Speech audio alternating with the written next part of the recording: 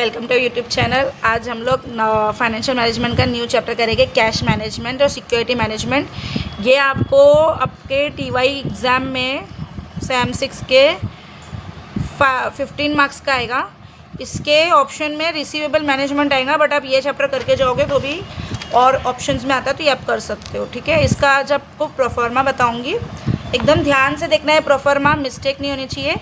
इसको आप प्रोफॉर्मा याद कर लोगे और एक वर्किंग नोट का पार्ट रहेगा, वो आपको फर्स्ट सॉल्यूशन में बताऊंगी।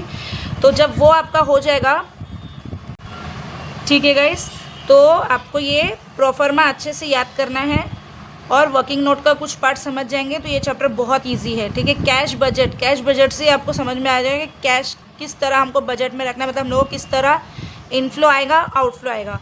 तो ये स्टेटमेंट आपको याद रखना है, पर्टिकुलर्स और सारे मंथ, मतलब वहाँ पे क्वेश्चन में दिया रहेगा कि जनवरी टू जून बनाओ या अप्रैल टू जून बनाओ, जो भी पीरियड दिया रहेगा तो आपको उतना ही कॉलम बनाना है।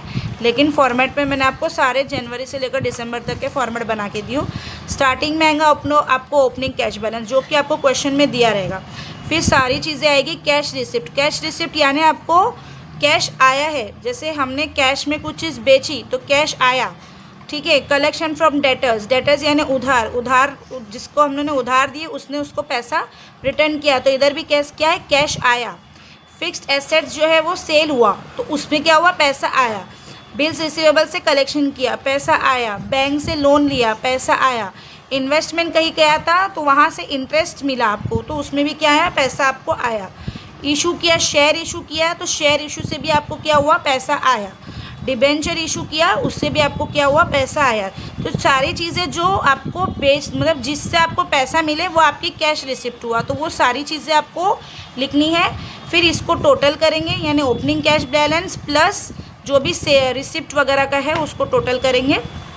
और फिर आपको आएगा कैश पेमेंट पे यानी आपने किसको कैश दिए, जैसे अभी हमने कुछ चीज़ परचेस किए तो आपका कैश गया। ठीक है, कुछ सामान खरीदे तो सप्लायर को पेमेंट किए तो आपका पैसा गया। बिल्स पेबल का पेमेंट किए, कुछ खर्चा हुआ, टैक्सेस पे किए, डिविडेंड पे किए, लोन पे इंटरेस्ट पे कर रहे हो आप, फिक्स्ड एसेट परचेस कर रहे हो और लोन का रीपेमेंट कर रहे हो, तो ये सारी चीज़ों में आपका पैसा जा रहा है, तो वो कहाँ पे आएगा, आपका कैश पेमेंट में।